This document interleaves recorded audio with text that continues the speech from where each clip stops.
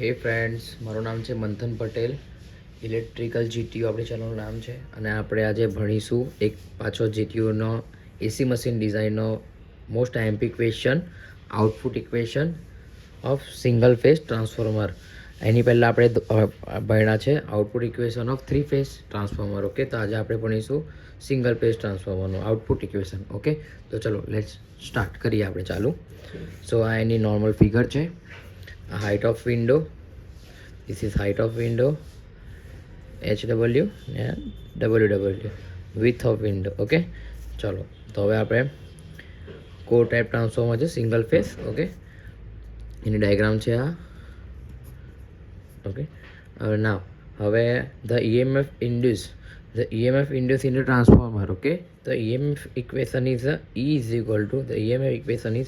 equal to 4.44 F એટલે frequency, 5M turn and volt એનો એકમ છે. ઓકે, ને હવે આપણે આગળ EMF પર ટર્ન મતલબ EMF ઇન્ટુ ટી છેદમાં આવી હશે તો ET. ઓકે, એને E/T પણ લખાય અને આ પણ લખાય, બધું સેમ જ છે. તો ET is equal two 4.44 F 5M volt. Okay, તો આ બે ઇક્વેશન આપણે યાદ રાખવાના છે. ઓકે, તો હવે આપણે આગળના થિયરીમાં ભણ્યું તેમ window space factor is equal to KW is equal to conductor area in a window, okay, divided by total area of a window is equal to conductor area is equal to AC, એરિયાનો A, કંડક્ટરનો C, and અહીંયા છેદમાં એ એરિયાનો A ને W is equal to window area. Okay, અને આને આગળ આપણે વ્યાખ્યા બનાવવું હોય તો window space factor is equal to the ratio of conductor area in a window to total area of the window. Okay, અહીંયા એનું સૂત્ર છે. Okay, KW is equal to AC upon AW, conductor area. હવે આપણે conductor area શોધવાનું છે કે ટ્રાન્સફોર્મરના કોરમાં કે એનું એરિયા કેટલો છે, મતલબ કંડક્ટર એરિયા કેટલો રહેશે, copper area, conductor area. Okay, તો અહીંયા સિમ્પ્લિફાઈ કર્યું છે બસ, ખાલી એસીને કરતા કર્યા છે. તો એસી ઇઝ ઇક્વલ ટુ KW આ બધું છે તો AW ઇન્ટુ ગુણાકારમાં થઈ જશે. તો એસી is equal to KW AW. Okay, આને આપણે ઇક્વેશન નંબર 1 નામ આપીશું.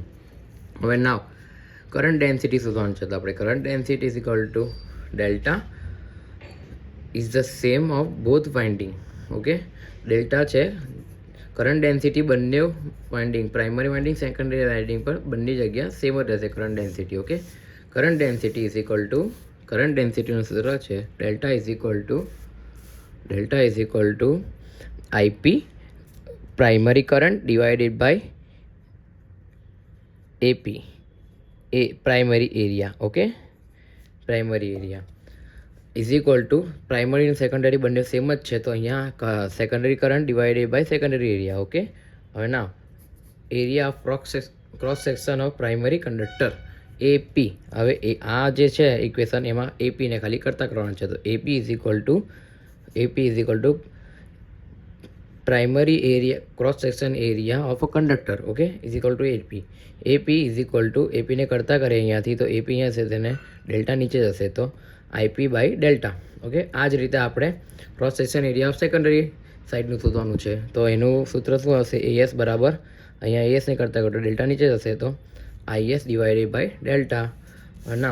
હવે આપણે જો અગર if V neglect magnetic MMF, અગર આપણે જો મેગ્નેટિક MMFને નકારીએ છીએ તો primary ampere turn equal to secondary ampere turn, એટલે કે પ્રાઇમરી એમ્પિયર ટર્ન બરાબર સેકન્ડરી એમ્પિયર ટર્ન થશે અગર આપણે મેગ્નેટિક MMFને ઇગ્નોર કરીએ તો એનું સૂત્ર બને છે એમ્પિયર પર ટર્નનું AT ઇઝ ઇક્વલ ટુ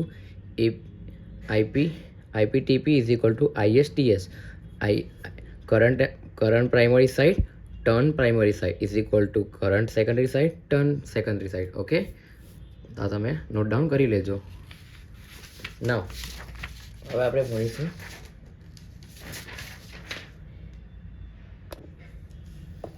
અહીંયા total copper area in a window. એટલે આપણે કોપર એરિયા તો શોધવાનો છે તો total copper area in a window AC. Okay, AC બરાબર copper area of primary winding plus copper area of secondary winding. Okay, તો એનું આ સૂત્ર છે, પ્રાઇમરી વાઇન્ડિંગનું સૂત્ર છે ને આ સેકન્ડરી વાઇન્ડિંગનું સૂત્ર છે. તેમાં સૂત્ર એમ છે કે number of primary turn is equal to 80. Okay, sorry, number TP primary turn, okay, into area of cross section આપણે શોધેલો તો પાછળ એરિયા ઓફ ક્રોસ સેક્શન આપણે શોધેલો કેટલો શોધેલો એપી. ઓકે, તો આ એનું સૂત્ર છે. જો અહીંયા આપણે શોધ્યું area of cross section primary side અને આ આપણું સેકન્ડરી સાઇડ. આ જ રીતે આ બાજુ number of secondary turns is equal two TS અને અહીંયા as is equal to cross section area of secondary conductor. Okay, તો અહીંયા બસ આ સિમ્પ્લિફાઈ લખેલું જ છે ખાલી.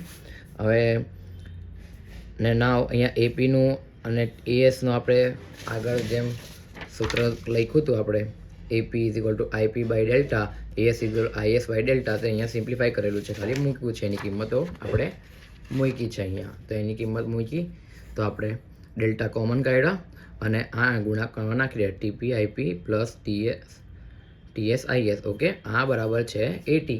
અહીંયા આપણે ઓલરેડી લખેલું જ છે કે 80 બરાબર આઈપી ટીપી આઈએસ ટીએસ.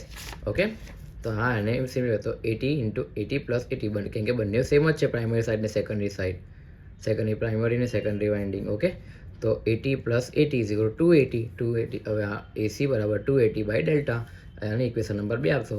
અને આની આગળ આપણે એસીનું સૂત્ર મેળવેલું કે area conductor area is equal to KW AW. તો ઇક્વેશન નંબર 1 અને ઇક્વેશન નંબર 2 બંનેમાં એસીને કમ્પેરિઝન કરશું આપણે. તો કમ્પેરિઝન આપણે કરશું તો એસીની કિંમત મૂકશું અહીંયા KW AW. હવે આમાંથી 80ની વેલ્યુ આપણે શોધવાની છે, કેમ કે આપણને 80ની વેલ્યુ પુટ કરવાની છે. તો 80ની વેલ્યુ 80 ઇઝ ઇક્વલ ટુ 80ને કરતાં કરશું KW આ બાજુ જ છે, AW ડેલ્ટા ઇન્ટુ ગુણાંકમાં થઈ જશે અને 2 છે તો ભાગાકાર થઈ જશે. તો આ 80નું સૂત્ર મળી ગયું આપણને. ઓકે, હવે નાવ કેવી રેટિંગ મેઇન આવી ગયું છે આપણું કેવી રેટિંગ. કેવી રેટિંગ કેટલું હશે કે કેવી rating is equal two Q volt ampere પર ફેસ ઇન્ટુ 10⁻³ આસી. ઓકે, 3 ફેસ હશે તો અહીંયા 3 લાગી જશે, બસ સિમ્પલ. સિંગલ ફેસ છે તો કંઈ જ નથી, 1 છે, 1 લખવાની જરૂર નથી આપણને. તો હવે VP is equal to volt primary side ને IP is equal to current primary side તો ઇન્ટુ 10⁻³. અહીંયા VP is equal to EP લખી શકીએ આપણે. ઓકે, સેમ જ છે. તો અહીંયા ઈપી ઇન્ટુ આઈપી ટુ 10. હવે ઈપી, હવે આપણે આઈપી તો છે, આપણને 80 શોધવાનું છે. તો આપણને 80 શોધવા માટે શું જરૂર છે? આઈપી તો છે, ટીપીની જરૂર છે આપણને. તો ટીપીને આપણે અનુબદ્ધ કરી લઈએ. તો ટીપી ડિવાઇડેડ બાય કરીએ અને ટીપી ઇન્ટુ કરીએ. તો આ EP divided by TP into IT. Okay, તો આ અને અનુબદ્ધ કરણી લીધી છે, એક ભાગાકાર અને એક ગુણાકાર. ઓકે, તો અહીંયા TP IP is equal to 80 અને ઈટીની કિંમત છે ઈટી બરાબર ઈપી બાય ટીપી. આ એની ઈટીની કિંમત છે. તો આને આ EP by TP is equal to ET અને TP is equal to 80. Okay, done. કંઈ છે નથી એટલું બધું સમજવાનું, ખાલી તમે જોશો તો બી તમને સમજ પડી જશે. એટલું બધું કંઈ કોમ્પ્લિકેટ છે નથી. ઓકે, બોલવા પર તમને લાગશે પણ કશું જ છે નથી આ થિયરીમાં. તો ખાલી સિમ્પ્લિફાઈ જ કરવાનું છે, બીજું કંઈ છે નથી. અને નાવ પછી બધી વેલ્યુ આપણને મળી ગઈ, આપણને ક્યુની વેલ્યુ મળી ગઈ. તો ક્યુ બરાબર હવે આપણી પાસે ઈટીની પણ વેલ્યુ છે અને આપણી પાસે 80ની પણ વેલ્યુ છે. નાવ સો આપણને 80 અને ઈટીની વેલ્યુ પુટ કરવાની છે ખાલી. તો આપણે ઓલરેડી આગળ શોધેલું જ છે કે ઈટીની વેલ્યુ શું છે 4.44 F5. ઈટીની વેલ્યુ આગળ આપણે શું મૂકેલી જ છે પહેલે, તે આ કિંમત અહીંયા પુટ કરવાની છે અને 80 તો આપણે અહીંયા શોધેલું જ છે. તો બંનેની વેલ્યુ ખાલી પુટ કરવાની છે અને સિમ્પ્લિફાઈ કરીશું તો આમ આપણે લખીશું 4.44 F5M KW delta by 2 into 10⁻². હવે 2 છે તો 2 કેન્સલ, 2.22 થશે. તો 2.22 F5M KW ડેલ્ટા ઇન્ટુ 10⁻³ અને અહીંયા 5Mની જગ્યાએ આપણે BM AI મૂકી શકીએ. તો Q બરાબર 2.22 F BM AI KW delta into 10⁻³ અને this equation is single phase output equation.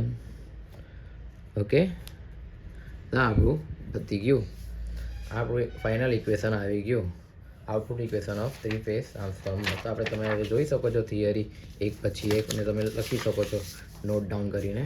તમે જોઈ શકો છો, નોટ ડાઉન કરી લો બુકમાં, પછી આપણે નોટમાં તમે લખી લેજો. ઓકે, આ જો બીજું પાનું અને આ ત્રીજું પાનું. Okay, bye bye friends.